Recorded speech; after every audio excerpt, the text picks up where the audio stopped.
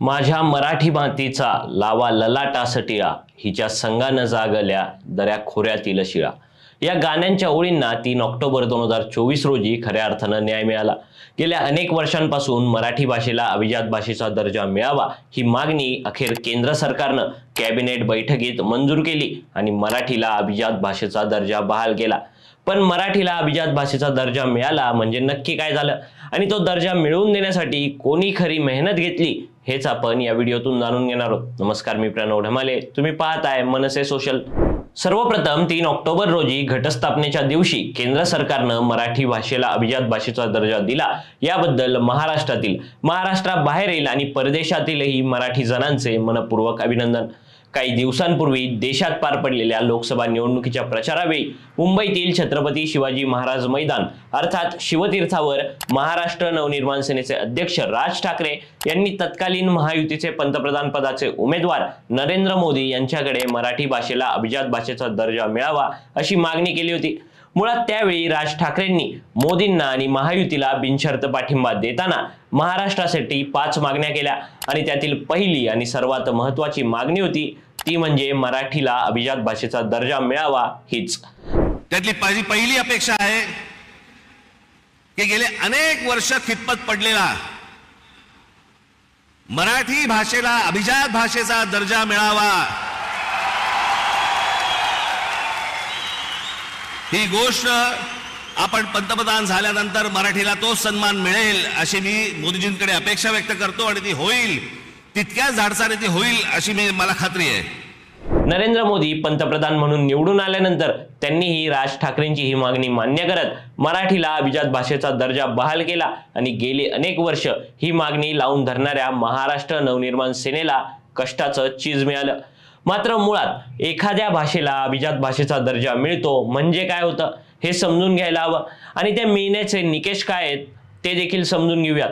सुरुवातीला भाषेला अभिजात भाषेचा दर्जा मिळावा यासाठीचे निकष समजून घेऊ.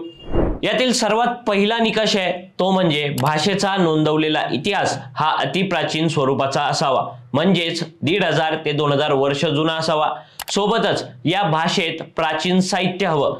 भाषेला स्वतःचं स्वयंभूपण असावं, अर्थात ती कोणत्या दुसऱ्या भाषेतून उसनी घेतलेली नसावी आणि अभिजात भाषा ही आजच्या भाषेपेक्षा निराळी हवी. या 4ही निकषांवर मराठी भाषा ही खरी उतरते हेच सांगण्यासाठी 2012 साली ज्येष्ठ साहित्यिक रंगनाथ पाठारे यांच्या अध्यक्षतेखाली केंद्र सरकारला अहवाल देण्यासाठी एक समिती नेमण्यात आली होती. त्या समितीने आपला अहवाल 2013 साली प्रकाशित केला होता.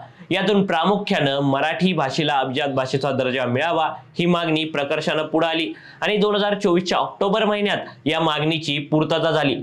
पण अभिजात भाषेचा दर्जा मिळाल्यावर काय नक्की गोष्टी घडतात असा प्रश्न पडला असेल तर त्याचंही उत्तर देतो. अभिजात भाषेचा दर्जा मिळाल्यानंतर सगळ्यात महत्त्वाची गोष्ट घडते ती म्हणजे मराठीतील बोली भाषांचा अभ्यास, संशोधन, साहित्य संग्रह करायला अधिक चालना मिळेल. शिवाय मराठीला अभिजात भाषेचा दर्जा मिळाल्यानंतर आता भारतातील सर्व 450 विद्यापीठांमध्ये मराठी शिकवण्याची सोय होईल. प्राचीन ग्रंथ अनुवादित करण्याला प्रोत्साहन मिळेल. महाराष्ट्रातील सर्व 12,000 ग्रंथालये सशक्त होतील. मराठीच्या उत्कर्षासाठी काम करणाऱ्या संस्था, व्यक्ती, विद्यार्थी अशा साऱ्यांना भरीव मदत मिळेल. सोबतच प्रत्येक विद्यापीठात अभिजात भाषेसाठी एक अध्यसन केंद्र स्थापन होईल. अभिजात भाषेसाठी centre of excellence for studies याची स्थापना करण्यात येईल. त्यामुळे आता मराठी भाषेला अभिजात भाषेचा दर्जा मिळाल्यानंतर संपूर्ण जगभरात मराठीला एक नवी ओळख मिळायला मदत होईल एवढं निश्चित. मराठी भाषा ही अतिशय जुनी आहे. देशाचं आराध्य दैवत असणाऱ्या शिवछत्रपतींची ही भाषा आहे. जगाला ज्ञान देणाऱ्या संतांची ही भाषा आहे. ही भाषा उत्तमोत्तम साहित्याची आहे. ही भाषा पराक्रमाची आहे आणि हीच भाषा दिल्लीचं तख्त राखणारी आहे. आणि आज अनेक वर्षांनंतरच्या प्रतीक्षेनंतर आपल्या या मराठी भाषेला अभिजात भाषेचा दर्जा मिळाला ही अत्यंत आनंदाची बाब आहे. हा आनंद सध्या महाराष्ट्रातील आणि महाराष्ट्राबाहेरील प्रत्येक मराठी माणसानं दिवाळीप्रमाणे उत्साहात साजरा करायला हवा एवढं नक्की.